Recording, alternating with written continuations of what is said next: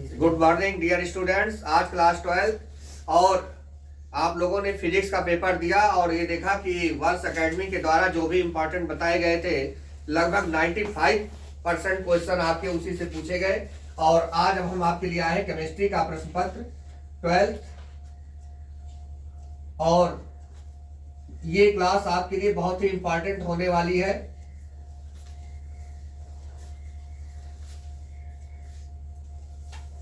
रासायनिक बल गति में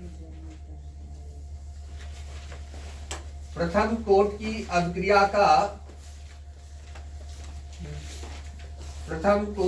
अभिक्रिया का गतिक समीकरण।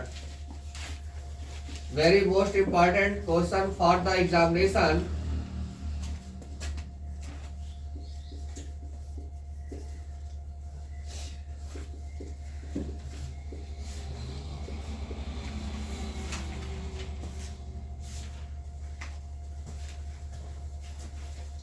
Dynamic equation of the first order reaction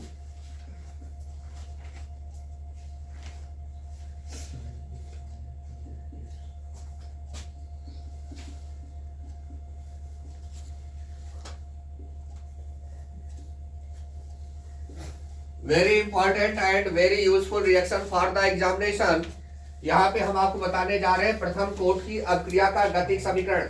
जैसा कि आप जानते हैं रासायनिक बल गति से 7 नंबर के क्वेश्चन पूछे जाने हैं, यानी कि एक लॉन्ग क्वेश्चन इस चैप्टर से आना कंफर्म है। और प्रथम कोट की अभिक्रिया का गतिक समीकरण और इस पर आधारित आंशिक प्रश्न, यही इस चैप्टर का सबसे लॉन्ग क्वेश्चन है, यानी कि ये कंफर्म है कि ये क्वेश्चन आपसे पूछा जाएगा। प्रथम कोट की अभिक्रिया का गतिक समीकरण आप लिखिए।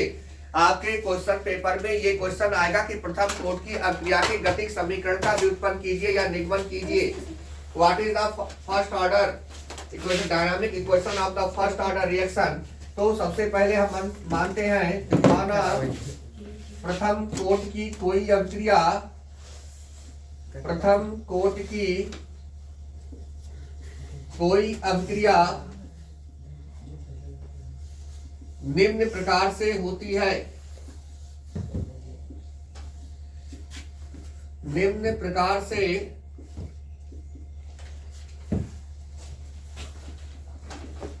होती है। सबसे पहले let us suppose that the first order reaction और as following A gives B. ये प्रथम कोट की कोई अभिक्रिया है जो ए से बी की ओर चल रही है। तो आपका अभिकारक जो हुआ वो ए हुआ, अभिकारक ए हुआ और उत्पाद आपका बी हुआ। Late us suppose that the any reaction as follows: A gives B, A is the reactant and B is the product। ये आपका प्रथम कोट की अभिक्रिया का कोई गतिक समीकरण है। अब वेग स्थिरांक के लिए आप लिखेंगे, वेग स्थिरांक के लिए आप लिख सकते हैं dx/dt is directly proportional a minus x.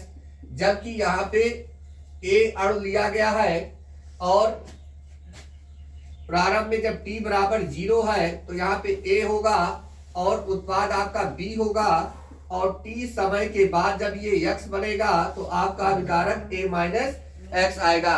जैसा कि प्रथम कोट की अभिक्रिया का जो समीकरण दिया गया है वह अभिक्रिया जिसमें अभिक्रिया के फलस्वरूप अभिकारक के एक अणु की सांद्रता परिवर्तित होती है उसे प्रथम कोट की अभिक्रिया कहते हैं। The reaction in which due to reaction that only one molecule change the concentration in the reaction is called first order reaction.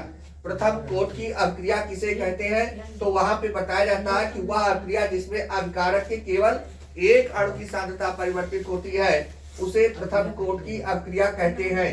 तो यहाँ dx/dt is directly proportional a minus x आप लिखेंगे। अब आगे आप लिखेंगे dx/dt।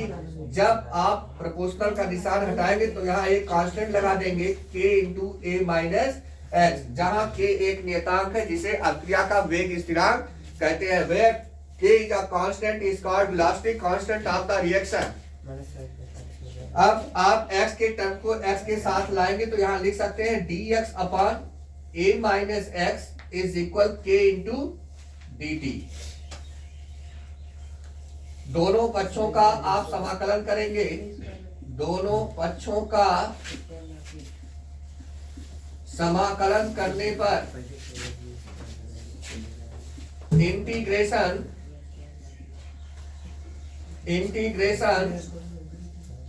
बोथ साइड, जब आप इंटीग्रेट करते हैं तो यहां आ जाएगा dx upon a minus x is equal integration k into dt। तो यहां आ जाएगा minus log e to the base a minus x, ये फार्मूला होता है, is equal k t plus c. आप इसको इक्वेशन फर्स्ट मानेंगे। Integration dx upon a minus x is equal integration k d t. तो dx upon a minus x का integration होता है minus log e to the base a minus x is equal k t plus सी। और अब यहां आप लिखेंगे कि जब t बराबर 0 था तो आपका x बराबर भी 0 था, अतः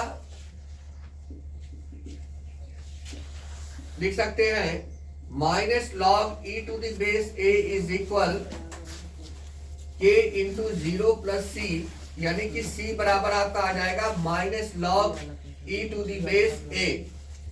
ये वैल्यू आपको इक्वेशन फर्स्ट में पुट करनी है। एक बार फिर से समझिए, माना प्रथम कोट की कोई अभिक्रिया निम्न प्रकार से हो रही है, a गिव्स b। जब t इज इक्वल 0 होगा तो a को आपने a माना है और b आपका 0, क्योंकि कोई भी उत्पाद तब नहीं प्राप्त होगा। t समय के बाद जब उत्पाद x बनता है तो अभिकारक आपका a माइनस एक्स हो जाता है।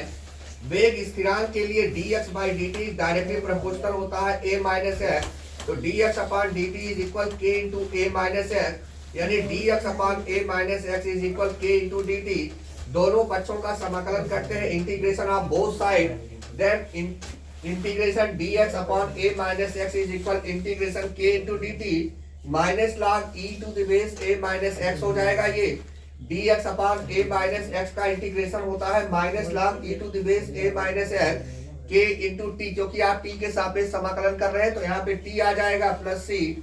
जब t बराबर 0 होगा तब x बराबर 0 होगा, अतः minus log e to the base a is equal हो जाएगा k इंटू 0 प्लस c, यानी c बराबर आपका आ जाएगा minus log e to the base a। अब c का मान आप समीकरण फर्स्ट में रखेंगे। c का मान समीकरण फर्स्ट में रखने पर आ जाएगा minus log e to the base a minus x is equal k t minus log e to the base a। अब आप साइड चेंज करेंगे तो के टी बराबर आपका हो जाएगा log e to the base a minus log e to the base a minus x. अब यहाँ पे आपको प्रॉपर्टी लगानी है, log e to the base a minus log e to the base b is equal होता है log e to the base a upon b। तो ये फार्मूला आप यहाँ लगाएंगे तो यहाँ आ जाएगा k t is equal log e to the base a upon a minus x. K t is equal log e to the base a upon a minus x आ जाता है।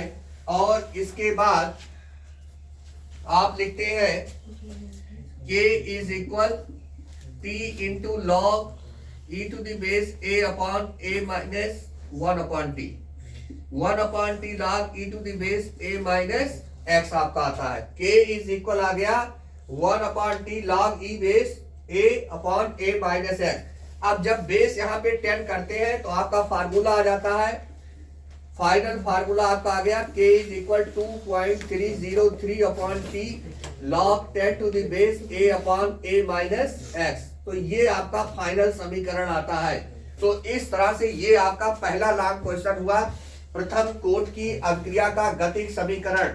आप कैसे डिराइव करेंगे, कंफर्म क्वेश्चन है ये, या तो ये आएगा या इस पर न्यूमेरिकल आएगा। हम आपको अगली क्लास में आज इसके लिए न्यूमेरिकल बता देंगे। Thank you.